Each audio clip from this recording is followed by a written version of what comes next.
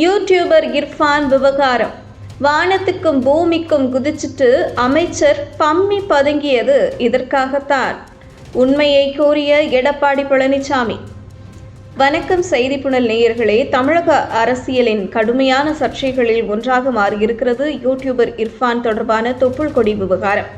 இர்ஃபான் தன் மனைவியின் பிரசவத்தின் போது குழந்தையின் தொப்புள் கொடியை வெட்டி அதை வீடியோவாக பதிவு செய்து தனது யூடியூப் சேனலில் பகிர்ந்தார். இது பெரும் விமர்சனத்தையும் அதிர்ச்சியையும் ஏற்படுத்தியிருந்தது. சென்னையைச் சேர்ந்த இர்ஃபான் ஆசிஃபா தம்பதியினருக்கு கடந்த ஜூலை மாதம் குழந்தை பிறந்தது.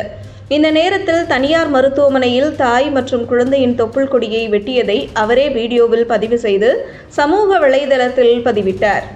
இதற்கு மருத்துவத்துறையிலேயே கடும் எதிர்ப்பு கிளம்பியது. மருத்துவ விதிமுறைகளை மீறி நடந்த இந்த செயலை கண்டித்து தமிழக மக்கள் நல்வாழ்வுத்துறை மற்றும் அரசியலர்கள் கடுமையாக விமர்சித்தனர்.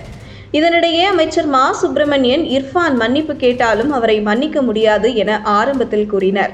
ஆனால் சில நாட்களிலேயே இது பெரிய விஷயம் இல்லை என கூறி கருத்தை மாற்றியதால் புதிய சர்ச்சைகள் வெடித்தன.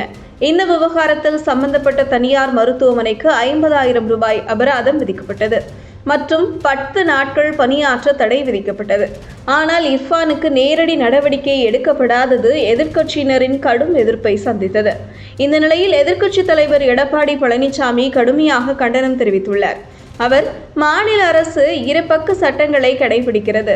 சாதாரண மக்களுக்கு ஒருவித சட்டம், அதிகாரிகளின் நெருங்கியவர்களுக்கு இன்னொரு வித சட்டம் என அரசை கடும் விமர்சனத்திற்குள்ளாக்கினார். இந்த விவகாரத்தில் இர்ஃபான் திமுக அமைச்சர்கள் மற்றும் அரசியல் தலைவர்களுடன் இருக்கும் நெருக்கம் காரணமாக அவருக்கு எதிராக நடவடிக்கை எடுக்கப்படவில்லை என்பதே எடப்பாடி பழனிசாமியின் குற்றச்சாட்டு.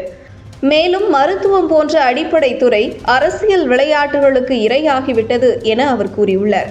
இர்ஃபானுக்கு எதிராக நடவடிக்கை எடுக்காவிட்டால் இந்த விவகாரம் தொடர்ச்சியாக அரசியல் விவாதங்களில் இடம் பிடிக்க வாய்ப்புள்ளது.